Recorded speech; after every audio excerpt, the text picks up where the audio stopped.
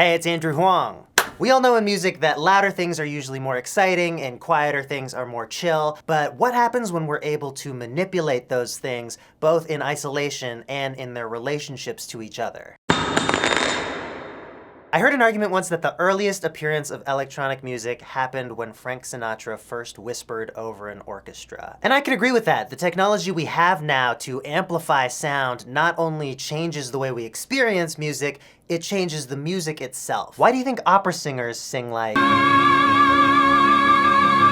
To many people who appreciate opera, this sounds beautiful, yes, but it also developed in an era before microphones and speakers, where your unamplified voice had to compete with an entire orchestra. For most of human history, music has been performed live, so it's been the job of each of the musicians to regulate their own volume and work together to achieve a balance for whoever might be listening. With the advent of amplified concerts and recording technology, a large part of this job has shifted over to the sound engineer or mix engineer. Let's be real though, most people just say sound guy. It's the ultimate sign of professional respect. It's like when I'm talking with my attorney and I call him my law dude. I'm just joking, of course.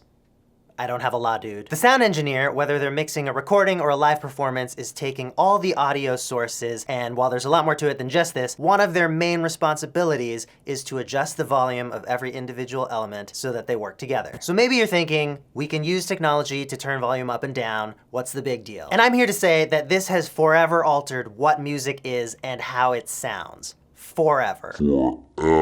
When you're mixing a song, you can make really interesting creative decisions. Check out this clip from Little Bird, which is a song off my 2014 album, Spring. Are you gazing at the stars as you weave your yarn? We've got this light and breathy vocal right up front and some similarly light oohs singing chords along with it. And then way in the background, there are these two harmonies that I really sung strongly, I really projected them, but I've turned them down and added a lot of echo to them to make them more distant.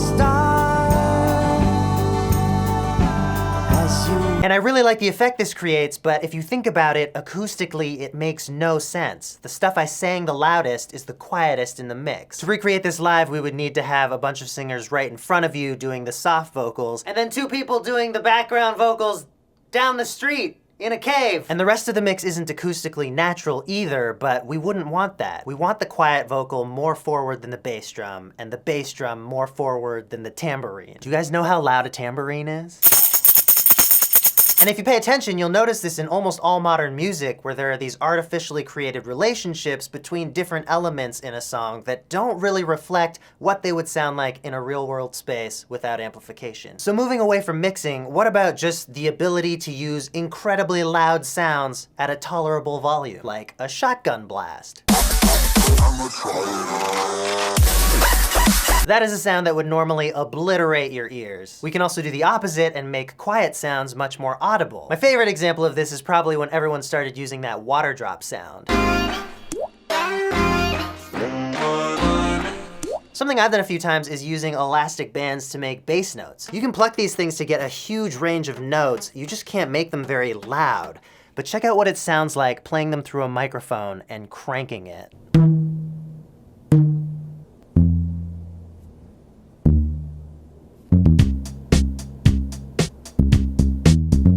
And the recording device, the microphone, can also be used as an instrument. There's a story of a rock band, and I can't remember which one, but they were recording drums for a song. And over the course of the song, they had two people holding the mic stands and slowly walking them closer and closer to the drum kit, changing the sound, making it more intimate, more in your face, less echoey as the song went on. I thought I'd show you what this is like using a new song I'm working on. Never had an answer, but choice was never truly free. Could only tell you music from noise and what it meant to me. But it all sinks in the water, so blue, so deep. Take me to Lake Louise. This is obviously a special situation for a certain kind of song, but I think creative microphone use is an underused tool in a lot of musicians' arsenals. So don't overlook this thing and everything it does. I hope this video gave you some insights. The song I was playing is not released yet, but I will do a proper version of it at some point. In the meantime though, I do have something like 40 albums and EPs on all the major digital stores and streaming services, so look me up on whichever one you use. I'll also put some links in the description, and subscribe here because I will be back with a new video in a few days. Thanks for watching.